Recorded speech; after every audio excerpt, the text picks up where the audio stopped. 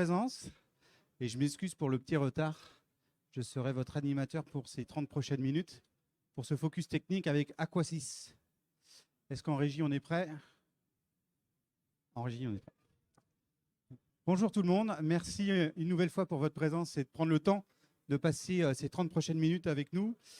On va aborder un sujet qui concerne la gestion des inondations. Sujet d'actualité, puisqu'on a souffert il y a quelques semaines d'épisodes pluvieux très importants dans le nord de la France. Et donc, avec Aquasys, on va essayer pendant les 30 minutes de vous apporter de l'information et des pistes de réflexion sur les solutions qui peuvent être envisagées. Je m'appelle Arnaud Eto et je suis directeur de publication de monréseaudeau.fr et donc votre animateur dans ce focus technique. Mon rôle consiste à assurer le temps de prise de parole, donc de 30 minutes, d'animer la session de questions-réponses qui se trouvera à la fin de la présentation de 20 minutes. Donc je vous invite à noter précieusement vos questions pour les poser à la fin. Et je vais laisser la parole à Stéphane pour qu'il puisse vous présenter le sujet. Merci. Donc bonjour, je suis Stéphane Barton, président fondateur d'Aquasys. À Aquasys, nous travaillons sur une série de logiciels pour la gestion des données sur l'eau et développer des outils d'aide à la décision qui vont de l'eau potable, l'assainissement, l'environnement et le risque inondation. Dans le cadre de ce focus, nous allons nous concentrer sur un des produits, Acyclic, qui a été mis en place dans plusieurs syndicats pour collecter des données, développer des indicateurs d'aide à la décision et puis aller de plus en plus sur des indicateurs aussi prévisionnels. Donc je serai accompagné de 2 utilisateurs de nos solutions. Maëva du syndicat du Beuvron qui va vous présenter la mise en place de cet outil depuis plus de 5 ans, il me semble maintenant. Et puis ensuite, dans un deuxième temps, avec IBSN, nous avons travaillé sur le pouvoir anticiper grâce au développement de modèles prévisionnels avec de l'intelligence artificielle. Et donc à la fois, IBSN va présenter sa problématique et Nicolas, un de nos collaborateurs qui a développé ce type de modèle en partenariat avec un certain nombre d'universités, va vous présenter son fonctionnement. Donc, je vais passer la main à Maëva pour le Beuvron. Donc bonjour à tous, que vous m'entendez bien, parce que je parle assez fort. Voilà. Okay. Donc bonjour à tous, donc je suis Maëva Delmoz, je suis chef de projet au sein du syndicat d'entretien du bassin du Beuvron, donc le SEBB en acronyme. Donc on est un syndicat de rivière qui est situé à Bracieux, donc notre siège est à Bracieux, donc c'est juste à côté de Chambord, du château de Chambord pour vous localiser. Donc on est entre Tours et Orléans, et donc on a un territoire, je vous présente un petit peu le contexte, donc on a un territoire assez grand, donc 2193 km² pour 1028 km de cours d'eau. Ça représente 73 communes qui sont réparties sur 3 départements différents, donc une majeure partie en Loire-et-Cher, un petit peu en Loiret et un tout petit peu sur le Cher. Donc ça fait 12 communautés de communes, dont une communauté d'agglomération. Donc un grand territoire qui en fait était surveillé, donc les hauteurs d'eau, les niveaux d'eau étaient surveillés par 3 stations DREAL, donc 3 stations DREAL pour 1028 km de cours d'eau. Sauf que du coup, on a eu en 2016 en fait, des phénomènes d'inondation qui ont été très importants et qui ont profondément marqué la population du territoire. Donc un territoire qui a été quand même majoritairement touché. Donc on vous a mis plusieurs exemples. Donc le château de Chambord sous l'eau, du coup, avec des comparaisons. Et une petite commune aussi à Huisseau-sur-Cosson où on a eu des gros dégâts. Voilà. Donc à la suite de cette inondation qui ont profondément en fait, touché les personnes et aussi leurs biens, puisque depuis 2016, en fait, l'année 2016, quand on parle au grand public, c'est devenu une référence. Ils sont très, très marqués là-dessus. Donc, il fallait améliorer la connaissance de fonctionnement de notre territoire et améliorer le système de surveillance et pour prévenir, en fait, le plus en amont possible ces phénomènes d'inondation. Donc, pour cela, le SEBB il a mis en place 10 stations de mesure en 2019. Donc, des stations de mesure qui ont été mises en place avec notre partenaire O2TM. Donc c'est des acquisitions de mesures. Donc, des hauteurs d'eau qui sont mesurées sur l'ensemble des stations toutes les 15 minutes et qui vont être envoyées du coup avec notre prestataire sur la plateforme Aquasys. Donc une capitalisation des données, vraiment un développement de connaissances et la mise en place d'un système de mesure qui va s'articuler de cette manière. Donc sur chacune des stations, en fait, on a 2 seuils qui ont été définis. Donc ces seuils, ça correspond à des hauteurs d'eau. On a un seuil de vigilance et un seuil de crise. Lorsque les niveaux d'eau atteignent un de ces seuils, nous, on va vérifier du coup que la donnée n'est pas aberrante, parce que ça arrive. Et donc, ce qu'on a fait, c'est qu'on a demandé à chacune des communes qui étaient concernées en fait, par un cours d'eau de nommer et de nous donner des référents crus, donc au moins 2. Donc des personnes dont on a les noms, fonctions et les coordonnées pour les prévenir. Donc on a un groupe de contact de communes et d'élus du coup, qui sont associés à une station. Donc lorsqu'on a une station qui dépasse, vigilance ou crise, nous on va informer ces référents communaux qu'il y a un problème, qui sont liés à une station. À savoir qu'on prévient l'ensemble du groupe de contact jusqu'à 2 stations en aval. Alors, j'ai pas de pointeur, je peux pas vous dire, mais si de manière schématique, en fait, si on a une station qui dépasse, l'ensemble des référents communaux, en fait, 2 stations après sont au courant que la station en amont dépasse et donc il y a potentiellement un problème qui va arriver. Nous, on est vraiment dans la diffusion de l'information, dans la prévention de l'inondation, charge après aux communes de développer une stratégie à mettre en place dans leur cadre de leur plan de sauvegarde, etc. Vraiment, communication de l'information, gestion de crise, ça reste aux communes. Voilà. Et donc, bien sûr, les données sont accessibles sur notre site internet. On peut voir du coup les stations, les niveaux, etc. Donc voilà. Donc ça promet, et avec des systèmes d'évolution qu'on fait avec notre partenaire qui sont toujours plus performants. Voilà. Mais c'est en automatique ou c'est en manuel que vous voulez contacter? Alors, du coup, c'est nous, manuellement, en fait, sur la plateforme, on a un dispositif qui nous permet, en fait, d'écrire notre message, de dire, voilà, le contexte, on a dépassé le seuil à telle heure. La plateforme est aussi une plateforme de communication vis-à-vis des utilisateurs. C'est la même plateforme qui permet de capitaliser les données et aussi d'envoyer les messages d'alerte. Donc ça, c'est très pratique. Voilà. Maintenant, nos utilisateurs ont la possibilité de prendre des décisions par rapport à des niveaux connus. L'objectif, c'est d'être dans l'anticipation. Et pour cela, on a travaillé avec IBSN qui souhaitait pouvoir modéliser certains débits à certains endroits très précis. Et on a utilisé des technologies à partir de l'IA suite à des travaux menés par Nicolas et une partie de l'équipe pour proposer cette solution. Donc je vais passer la main à IBSN. Bien. Bonjour à tous, Gilles Chouret, je suis le directeur de l'institution interdépartementale du bassin de la Sèvre niortaise.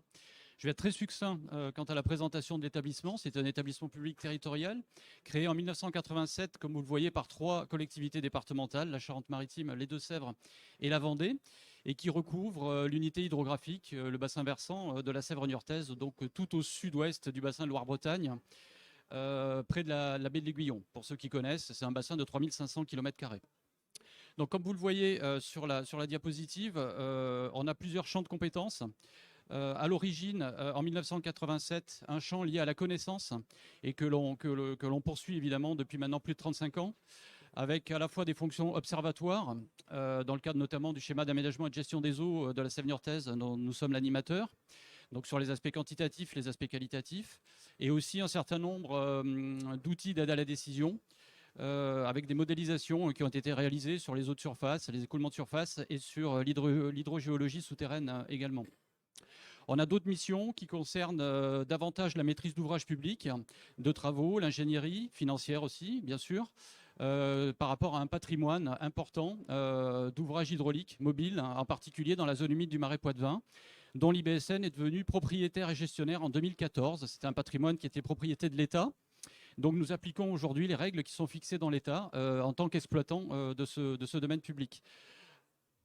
Donc pour dire les choses, sur cette petite carte qui représente une infime partie du bassin versant de la Sèvre niortaise, c'est la partie qui est là, c'est l'axe structurant en fait du Marais Poitevin, de la Sèvre entre Niort et la baie de l'Aiguillon, sur laquelle il existe aujourd'hui une quarantaine d'ouvrages mobiles de régulation des eaux, pour les besoins de la navigation à l'origine, mais aujourd'hui on a des règlements qui tiennent compte de la biodiversité, des milieux aquatiques, de l'agriculture et des différents usages qui se sont formés sur ce territoire.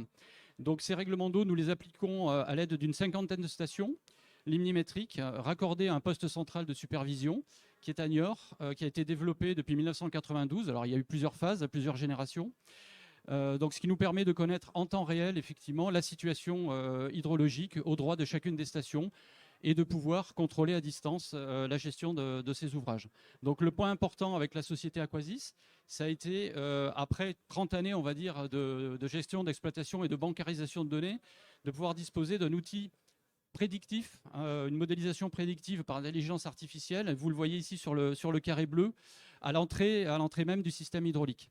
C'est un point nodal du stage de Sévigné-Orthez, et je vais laisser la parole à Johan pour nous expliquer en quoi il nous intéresse aussi à l'échelle du stage sur les unités de gestion. Oui, bonjour à tous, donc Johan Touret, également à IBSN. Au-delà de la gestion des niveaux d'eau de la tâche de l'IBSN, une des autres missions, c'est l'animation du SAGE Sèvres-Niortaise Marais Poitevin. Et dernièrement, le SAGE va être renouvelé. Et une des questions qui est apparue, c'est la détermination des volumes prélevables. S'en est enchaîné depuis les années 2018, le début des études HMUC. Sur le territoire du coup du bassin versant de Sèvres-Niortaise Marais Poitevin, le territoire a été divisé en différents secteurs qu'on appelle UGVP, unité de gestion des volumes prélevables, et l'unité de gestion des volumes prélevables centrale qui est au niveau de Niort. Il faut juste faire l'animation d'après. Merci. Le point nodal de cette UGVP centrale est également le point d'entrée que Gilles a cité tout à l'heure, à savoir la station de la Tiffardière. Et donc, plusieurs modélisations ont été faites sur ce point, des modélisations hydrogéologiques, des modélisations hydrauliques, avec différents modules, notamment avec le BRGM et tout ça. Sur d'autres secteurs, on a des signaux qui sont plutôt concordants avec les stations de mesure de réal, sauf sur la station de la Tiffardière, parce qu'on a un contexte hydraulique et hydrogéologique assez particulier, avec entre un apport partiel de karst, apport de nappe, apport de cours d'eau, retenue barrage de la Touche-Poupard en amont, donc avec un signal qui était très difficilement modélisable. Et en avançant dans les études HMUC, le volet H a montré que les résultats sur la Tiffardière étaient peu concluants et qu'il fallait aller au-delà. Et donc, il y a eu une approche exploratoire pour essayer de répondre à cette question d'anticipation, de modalité de gestion et de restitution du débit à la Tiffardière. On a contacté Aquasis pour voir s'il était possible de trouver une solution alternative aux, disons, solutions classiques. Voilà. Donc, nous avons répondu à IBSN pour leur proposer cette approche en utilisant l'intelligence artificielle. Et Nicolas et une partie de l'équipe ont travaillé sur ce projet en instrumentant avec des outils numériques basés sur l'IA pour pouvoir répondre à cette problématique. Donc, merci à tous et bonjour. Donc effectivement, ce projet a été réalisé en 4 étapes. Donc une première étape d'étude pour comprendre le territoire, quelles sont les problématiques liées à ce territoire. Puis une phase de récolte des données. Donc quand j'entends la récolte, c'est aussi le pré-traitement des données, parce qu'effectivement, on est obligé d'avoir une certaine qualité de la donnée en entrée des différents modèles. Et ensuite, on passe à une phase de modélisation. Et donc cette phase-là passe par des étapes de calage de ces modèles-là. Donc je vais vous présenter ultérieurement ces différents modèles. Et ensuite, derrière, on livre le modèle. Donc là, vous retrouvez encore le bassin. Donc on voit qu'il est sectorisé en 6 bassins versants, enfin 6 sous-bassins, et un 7e à l'est, auquel il est interconnecté par des liaisons, par des échanges souterrains, par des échanges d'eau souterraine. Et donc l'idée, voilà, c'était juste avant, de modéliser donc justement les débits d'étiage au niveau de la station de la Tiffardière, au niveau de Niort. Donc concernant les données, donc on a récolté les données sur l'ensemble du territoire qui comportait donc 8 stations hydrométriques, 14 stations piézométriques. On a également un panel de 5 stations pluviométriques in situ, donc avec différentes variables sur ces stations. Et on a aussi 25 grilles safran qui sont recoupées sur l'ensemble du territoire. Et puis, donc, on émet une certaine critique des données. Et donc, pour cela, on a fait ce qu'on appelle une feature analysis, donc qui permet de qualifier ces données. Donc, ça passe par différents scripts, donc par de l'analyse de lacunes, donc qui permet justement d'exclure certaines stations à cause de ces lacunes, des étapes de rééchantillonnage, des étapes de corrélation croisée, donc qui permet aussi d'avoir la liaison entre certaines variables, Donc, elle va être l'importance de certaines variables sur les débits de la diffardière. Et ensuite, on a diverses analyses, donc les analyses en composante principale, les analyses de spectre et les analyses en ondelettes. Donc, ce qui fait que cette étape de feature analysis nous a permis de sélectionner parmi sur l'ensemble du territoire 5 stations hydrométriques, 8 stations piézométriques, 3 stations pluviométriques in situ. Et nous avons, parmi les 25 grilles safran, nous les avons pu les regrouper grâce à un système de clusterisation et réaliser donc deux grilles safran moyennées. Donc nous avons pour cela réalisé différents modèles donc avec différents tests et donc auxquels nous sommes épaulés à l'aide avec l'université Gustave Eiffel qui nous assiste pour la diversification des modèles.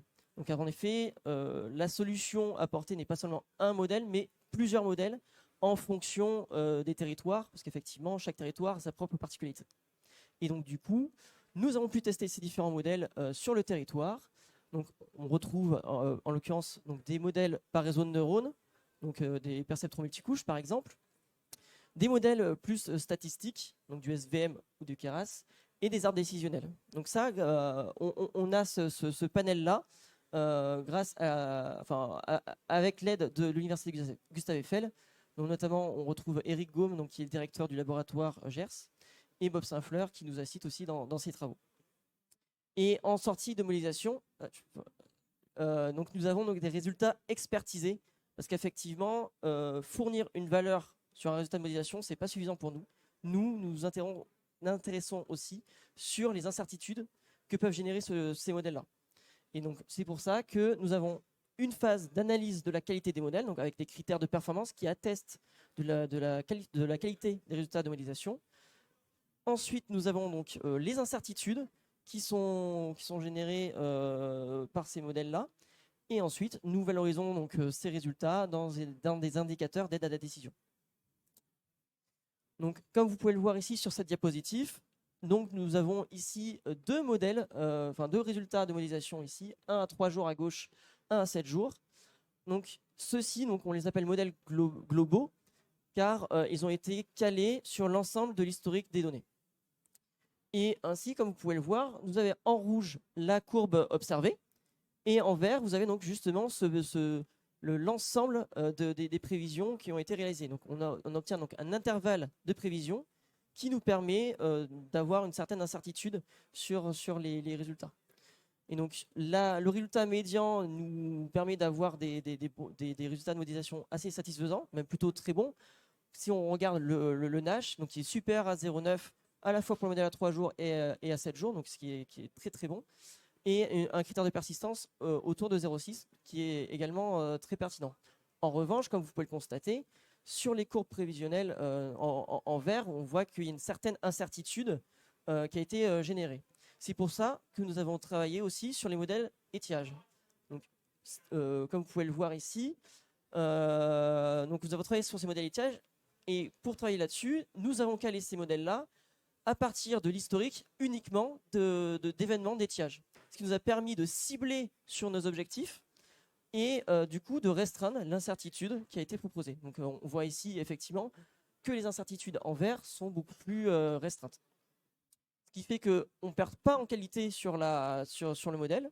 Également, on retrouve toujours les mêmes critères de Nash et voire même une légère amélioration de la persistance. Donc on améliore même le modèle médian et on restreint les incertitudes derrière. Donc en conclusion, on obtient de très bons modèles par l'intelligence artificielle. Voilà, donc avec bien sûr toute une étude, toutes les étapes aussi de sélection des variables et des stations. Et l'avantage de ces modèles-là, c'est qu'ils sont opérationnels en 3 mois. Donc comme vous avez pu le voir au tout début sur une slide, effectivement, en 3 mois, on est capable de faire une étude sur le territoire, le traitement des données, le pré-traitement des données, le calage du modèle et la livraison derrière. Donc ils sont rapides à mettre en œuvre et une fois que le modèle est calé, ils sont aussi rapides en termes de temps de calcul. Donc c'est ce qui est aussi un avantage. Et pour finir, le modèle à l'étiage nous a semblé encore plus pertinent parce qu'il cible la problématique demandée et ça a permis de justement affiner le modèle. Voilà, je vous remercie de votre attention. Merci. Merci à vous pour cette présentation. Un peu technique. Nash, ça veut dire quoi? Alors, ce moi, sont des je suis critères aussi, hein. hydrogéologiques sur la prévision, donc qui sont assez spécifiques effectivement. Donc, ce sont des critères scientifiques. Donc, le critère de Nash date de 1970 et qui permet voilà, d'attester la qualité du modèle par rapport à une prévision moyenne. La bonne note, c'est 1. Il faut tendre Oui, vers le 1. c'est ça. Effectivement, la meilleure note, c'est 1 sur ces critères-là. Donc, on estime 0,8, c'est un bon modèle sur le Nash. 0,9, on commence à être vraiment bien.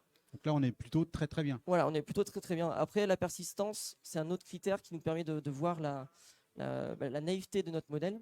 Là, quand on est déjà à 0,6, on commence déjà à avoir des bons résultats, effectivement. Et là, pareil, c'est viser le 1. Je visais le 1, effectivement. Mais le 1 ici est plus compliqué à atteindre que le critère de Nash. D'accord. Bon, comme vous le voyez, l'intelligence artificielle a des usages autres que de demander à ChatGPT de rédiger son post sur LinkedIn. Est-ce que cette présentation vous a suggéré des commentaires, des suggestions, des questions parmi vous? N'hésitez pas. Moi, j'en ai plein, hein, j'en ai noté 5. Mais je préfère lancer à l'audience. Est-ce que parmi vous, vous utilisez l'intelligence artificielle pour piloter vos activités? Pas encore? Vous y réfléchissez? Est-ce que vous avez parmi vous des problématiques de gestion des inondations? Alors, pourquoi êtes-vous devenu? Le blanc. Donc, si vous n'avez pas de questions, je vais poser les miennes. Moi, je suis comme ces gens qui veulent peut-être pas dire qu'ils ont des problèmes de gestion d'inondation. Ils veulent satisfaire, ils veulent communiquer auprès de leurs usagers, des habitants de leur territoire, des risques potentiels et mettre des modèles prédictifs de gestion des inondations. Comment je fais? Je viens vous voir, ok, j'ai compris, vous êtes les spécialistes, vous avez des beaux tableaux et autres. Je fais comment? Les données elles proviennent d'où? Qu'est-ce que je dois vous donner pour que vos modèles fonctionnent? À qui? Stéphane, peut-être? Donc, quand on met en place nos outils, on commence par analyser sur le territoire l'ensemble des données disponibles en open data.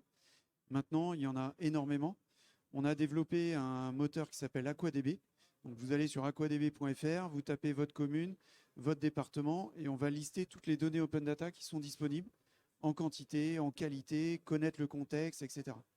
Et quand on travaille sur différents domaines, notamment pour le risque inondation, on va cibler les données qui sont liées à l'aspect quantitatif.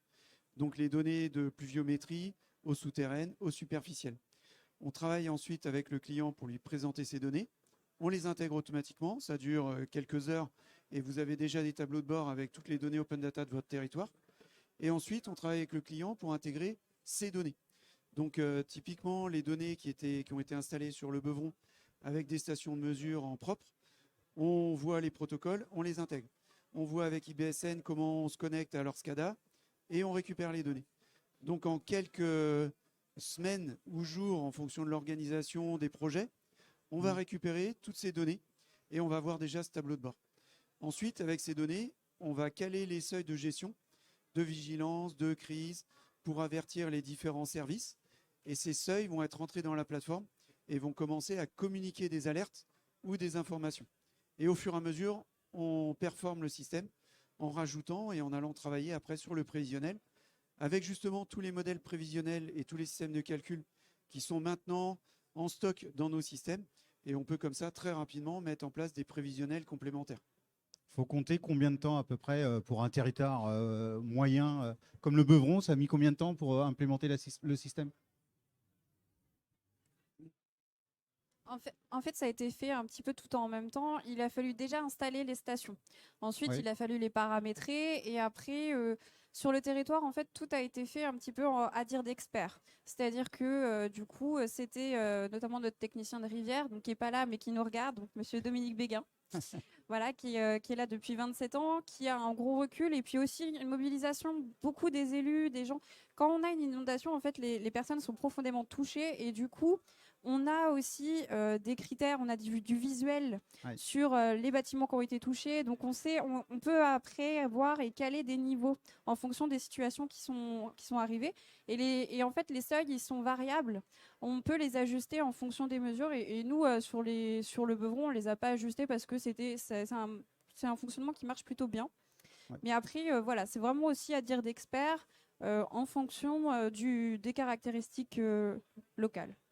D'accord. Donc j'ai compris, moi j'ai compris par vous AquaDB. J'ai déjà sur ma commune plein de données disponibles. Je n'étais même pas au courant. Je sais qu'avec le Beuvron, je peux même en créer de la donnée en mettant des stations. Ok. Vous faites le job. Et maintenant, ça marche comment? Combien ça coûte? C'est quoi le modèle économique? Alors, le modèle économique de notre solution, c'est un abonnement pour accéder à la plateforme.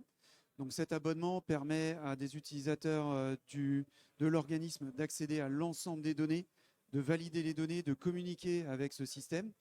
Et ensuite, en fonction des contextes, si on veut avoir du prévisionnel, il y a des abonnements supplémentaires pour faire les calculs en temps réel des différents systèmes. Donc, c'est en fonction du nombre de points. On a des observatoires qui permettent de diffuser les données, soit sur le site internet, comme ça a été fait là, soit sur des observatoires, on va dire privés, qui sont ouverts à des partenaires extérieurs. Donc c'est aussi un système d'abonnement. On a aussi un système qui permet, à partir d'une application mobile, d'être informé en temps réel de ce qui se passe. On n'est pas obligé d'être au bureau 24/7. Voilà, c'est un système par option qui permet d'aller jusqu'à une situation complète qu'on peut proposer sur l'ensemble de ces données. Très bien. Et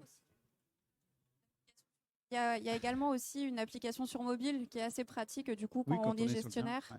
Non, mais même quand on est ailleurs ou qu'on n'est pas forcément sur ordinateur, on a sur le portable une application qui permet de consulter les niveaux d'eau directement.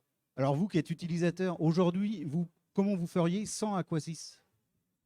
C'est une très bonne question. Non, mais en fait, Aquasys, ça nous permet vraiment de capitaliser la donnée et en fait, ça nous permet surtout d'avoir une approche complémentaire. C'est-à-dire qu'avant, ce système de mesure, il a été fait d'abord pour appréhender un contexte, on va dire, où on avait une problématique liée à des hautes eaux. Ouais. Là, dans un contexte de changement climatique où on a des phénomènes d'assec de plus en plus prenants, où on a des problématiques de plus en plus diversifiées et intenses, ce système de mesure-là, à travers la mise en place des stations, ça nous permet aussi de capitaliser les données et de justifier d'autant plus notre intervention au sein de notre territoire, puisqu'on va se diversifier aussi sur les phénomènes d'assec. Et donc, on a des améliorations qui peuvent être faites, bien sûr, dans ces systèmes-là. Nous, actuellement, nos stations de mesure, elles font que de la mesure de hauteur d'eau, bientôt des débits, parce qu'on améliore le système. Il y a plein de choses qui peuvent être faites. Et nous aussi, parce que le débit, en fait, c'est l'unité de mesure conventionnelle dans le domaine hydrique, y compris dans le domaine réglementaire. Donc, en ayant ces notions de débit-là, nous, ça va nous donner beaucoup plus de poids aussi pour justifier nos actions. Parce qu'on est un syndicat de rivière, donc on a la compétence prévention des inondations, mais on a aussi la compétence GEMA, donc gestion des milieux aquatiques. Nous, on fait pas que de la prévention, on fait aussi on fait de la restauration des milieux aquatiques. Et donc, en ayant ces actions-là, nous, ça nous permet d'avoir des arguments supplémentaires pour, du coup, développer la connaissance et justifier encore plus nos actions auprès de nos partenaires et notamment nos financeurs. Et aussi bien aussi auprès de nos élus. Parce qu'il faut savoir que la mise en place d'un système comme ça, c'est aussi, ça vient de nos élus d'abord. Oui, c'est un outil de communication. C'est peut-être aussi ça, le calcul sur retour sur investissement qu'on peut faire lorsqu'on s'abonne à une solution comme Aquasys. C'est la fluidité de communication, la rapidité et le fait de pouvoir dire en temps réel quasiment à vos commanditaires, voilà la situation, voilà ce qui est mis en place. C'est pour répondre à un besoin local, notamment pour les élus, parce que ce qui a été fait en 2016, c'est que ça avait vraiment profondément traumatisé les personnes. Il fallait répondre à un enjeu, à un besoin. Très bien. Bah, écoutez, merci encore. Merci beaucoup pour vos interventions. Merci pour votre présence. On va prendre la question. Madame, si vous pouvez donner le micro. Je suis arrivé en retard, on peut décaler un peu. Bonjour, monsieur, dame. Oui. Pardon. Oui. J'ai écouté avec beaucoup d'attention et d'intérêt tout ce que vous avez dit.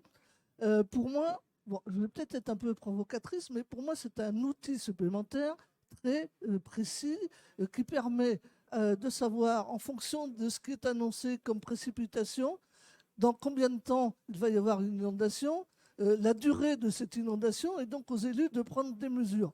Tout à fait d'accord. Problème, c'est qu'au niveau du marais Poitevin, quelle est la proportion actuelle du marais mouillé par rapport à la totalité du marais Poitevin? On a beaucoup asséché, peut-être trop. Est-ce qu'il ne faudrait pas remettre en eau une bonne partie du marais Poitevin? Gros problème avec les agriculteurs. Ouais. C'est l'inverse, là, il y a peut-être trop d'eau à certains moments et pas assez à d'autres. Mais ça, c'est un problème de pratique culturelle et de politique au niveau du territoire. Et puis, deuxième chose, donc, ça ne donne absolument pas de solution. C'est simplement un outil de prévision. On peut s'adapter, mais si les élus communaux ne font absolument rien, ou tout au moins pas grand-chose, bah, votre outil est très bien, mais il n'apportera pas de solution. Les crues seront toujours là, les États seront toujours là, et je pense que c'est insuffisant. Il faudrait qu'il y ait, peut-être vous ou d'autres, faire des études complémentaires et apporter avec les élus des réelles solutions aux problèmes d'inondation qui vont se répéter de plus en plus. Alors, je trouve votre commentaire très, très, très pertinent. Mais là, on dépasse le sujet du focus technique. On rentre dans des prises de position politiques qui n'ont pas lieu d'être... Enfin, on n'a pas de réponse à votre question à proprement parler. Je pense que c'est la finalité de l'outil. Peut-être ce que vous pouvez ajouter, Madame Delmotte, c'est la finalité de l'outil, mais vous avez tout à fait raison. Si vous avez un outil et vous n'en servez pas, ça ne sert à rien d'investir dans l'outil. Et ce n'est pas l'outil qui va donner la réponse à l'adaptation. Alors, juste pour rebondir. Oui. Oui, juste pour rebondir, en fait, du coup, nous, l'outil, on est un syndicat de rivière, mais du coup, c'est des élus qui nous dirigent finalement. Donc, en fait, c'est pour ça que je disais que c'était très important que c'est des élus qui sont sur les communes. Donc, on a 73 communes, donc la volonté d'avoir ce système-là, c'est bien une remontée des élus. Donc, en fait, ce système, c'est vraiment pour guider les décisions, mais les décisions, elles restent des élus. C'est de la volonté, on est d'accord, ça c'est sûr. Ouais. Mais il y a quand même des choses qui sont très, très bien faites. Et c'est un outil d'aide à la décision, vraiment.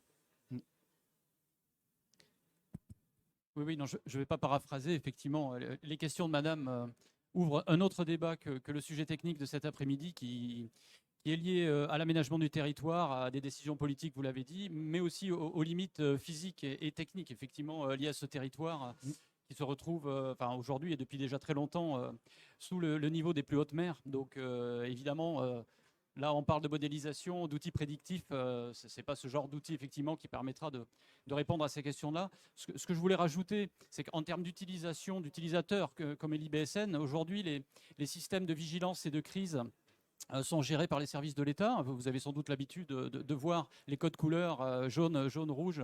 Effectivement, lorsqu'il y a des vigilances qui sont mises en place, notamment en régime d'inondation sur Vigicru. Donc, bien évidemment, on a des liens très forts, très étroits avec les services de l'État à ce niveau-là. Mais nous, nos prérogatives, qui sont aussi nos limites, font qu'on intervienne au moment de ces transitions entre les basses eaux et les hautes eaux. Et ce sont des moments qui sont très réactifs. Et cette réactivité, c'est ce qu'on nous demande, c'est ce qu'on recherche. À travers des outils comme celui-ci, on va pouvoir imaginer des scénarios hydrologiques. On va demander au modèle de les simuler. Et on aura comme ça un panel de simulation à notre disposition pour pouvoir appliquer éventuellement une anticipation sur les transitions entre les hautes eaux et les basses eaux. C'est surtout ça qui nous intéresse aujourd'hui. Ça rejoint le commentaire d'un outil d'aide à la décision. Voilà. Ok. Merci, en tous les cas, merci pour votre intervention.